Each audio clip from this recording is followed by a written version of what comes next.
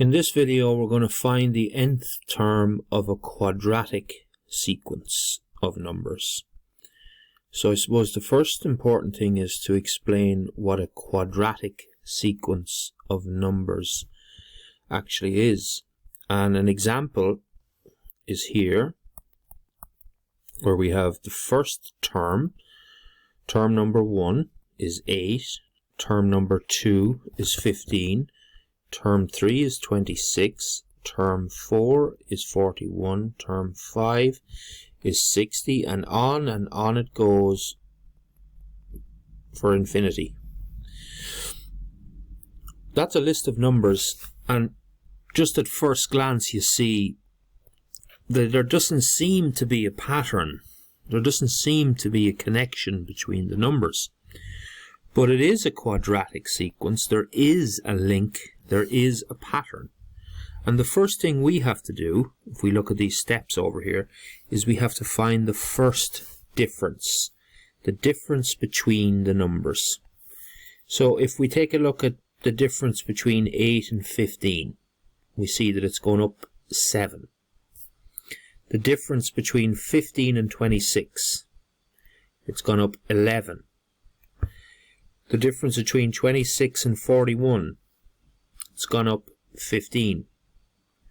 And the difference between 41 and 60, it's gone up 19. These are what we call the first differences. So 7, 11, 15, and 19. And that's the first step to finding the nth term. We find the first difference. So these are the first differences. The next thing we do is we find the second difference. The second difference is the difference between these differences. So the difference between 7 and 11 is 4. The difference between 11 and 15 is also 4. And the difference between 15 and 19 is also 4. And now we begin to see the pattern. You see the pattern in a quadratic sequence when you find this second difference. Because the second difference is the same. They're all the same. They're all 4. So we've done step 1 and step 2 now. We've found the second difference and the first difference. Now the reason why we did that was so that we could do step 3, which was finding A. We can now find A. And by the way, we know it's a quadratic sequence because the second differences are the same. When the second differences are the same, it's a quadratic sequence. So if you're ever asked, is this a quadratic sequence? You would find the first difference, then you'd find the second difference, and if the second differences are the same, you'd say yes, it is a quadratic sequence because the second differences are the same. Okay, step 3. We now find A. Now A is the second difference divided by 2. So A would be the second difference, which is 4, divided by 2. Those divided by 2. When you do that, you get 2. So A in this case, for this particular pattern, is 2. Now step 4. We sub A into the nth term formula. Now the nth term formula is highlighted there in yellow.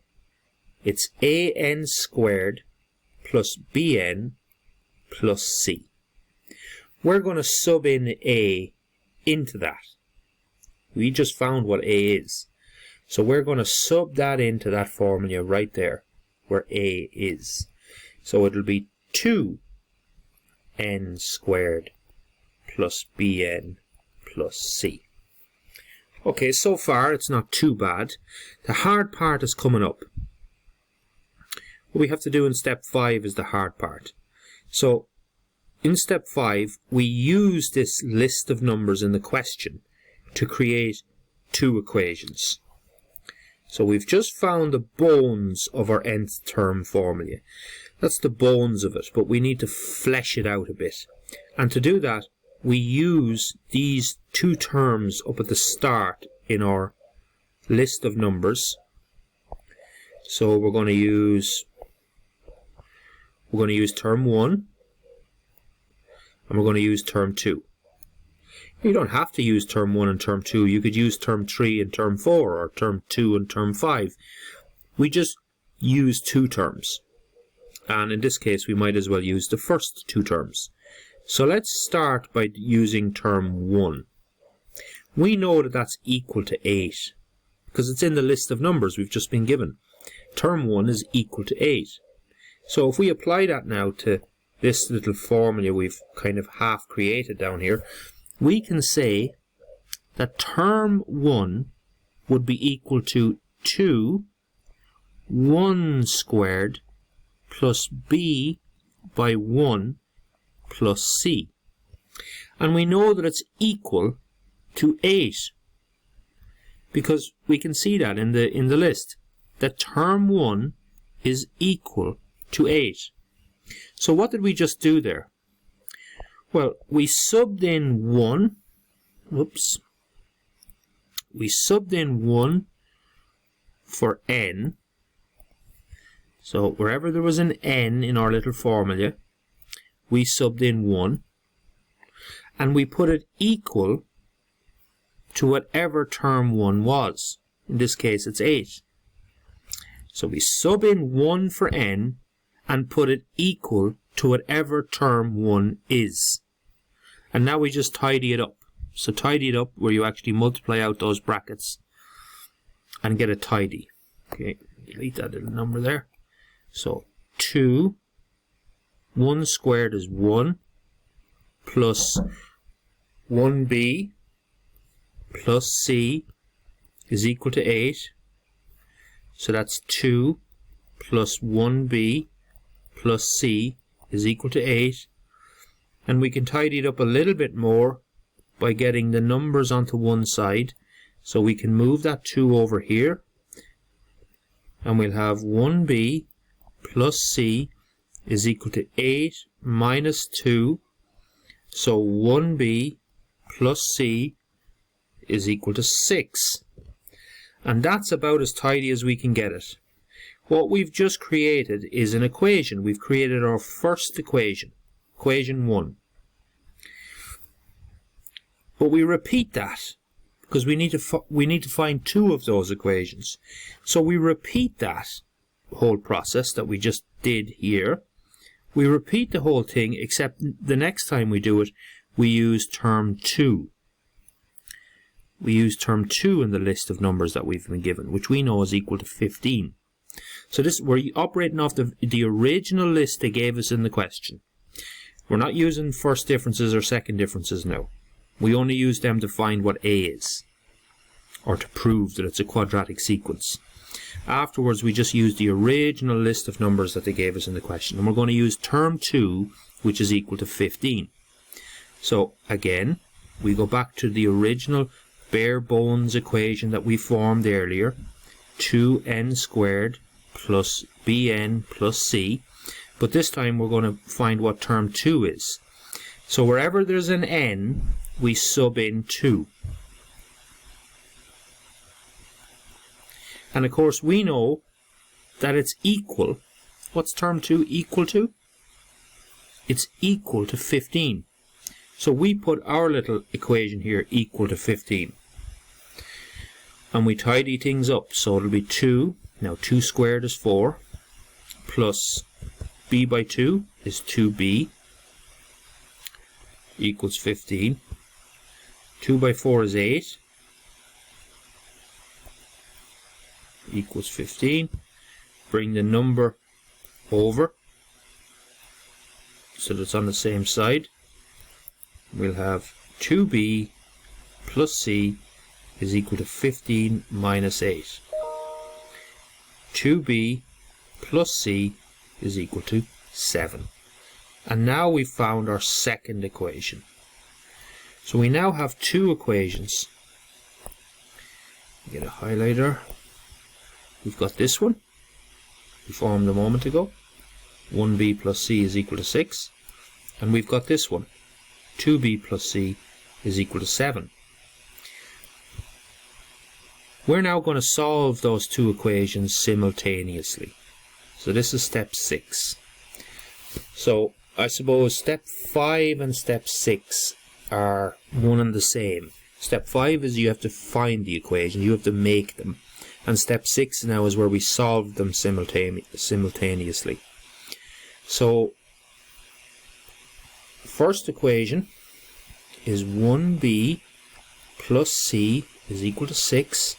And the second equation was 2b plus c is equal to 7. So now let's solve these simultaneously. And normally they're just a straightforward simultaneous equation. There's no tricks. All you really just have to simply do is change the sign belonging to one of the c's. So change that to a minus, which of course means the other terms in the equation will change. But by doing that, you're able to now cancel the c's. They're gone. And you can now add the b terms together. And you can then add the number terms together. So minus 1b plus 2b is 1b, and minus 6 plus 7 is 1. So there we have what b is. B is equal to 1. And now that we have b, we can find what c is. We sub this b into the original top equation, which was 1b plus c is equal to 6. We now know that b is equal to 1, so we sub in 1 for b. 1 by 1 is 1. Bring the numbers over to the same side.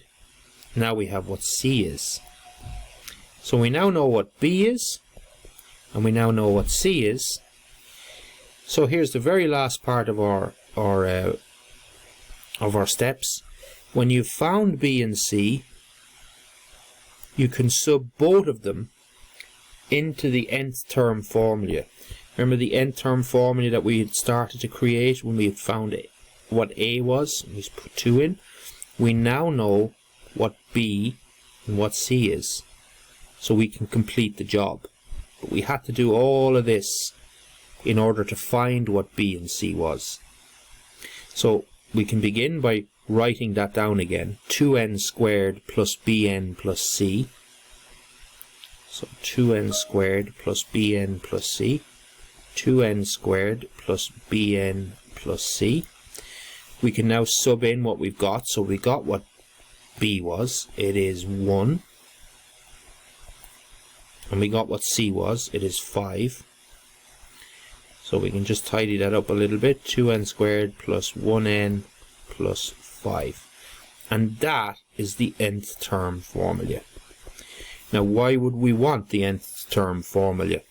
Well, with the nth term formula you can now find any term in the list. Any term in the list of numbers. So we had the first 5, I think, in the list of numbers.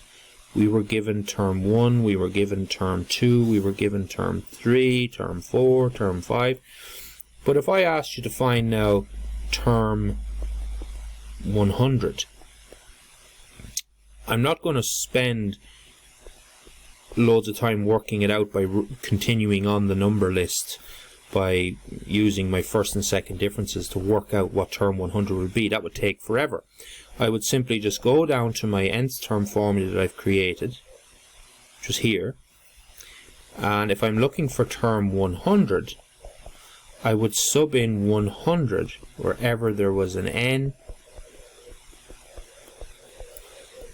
type it into the calculator, and it's going to be a huge number. It's going to be 20,000 plus 100 plus 5.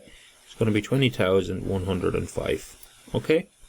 So that's the purpose of finding the nth term formula. Here are the steps again. I'm just going to finish by leaving it on the steps if you want to take them down. Find the first, find the second, find A, maybe take those down. And that's the process of finding the nth term formula. Okay, hope that video helped.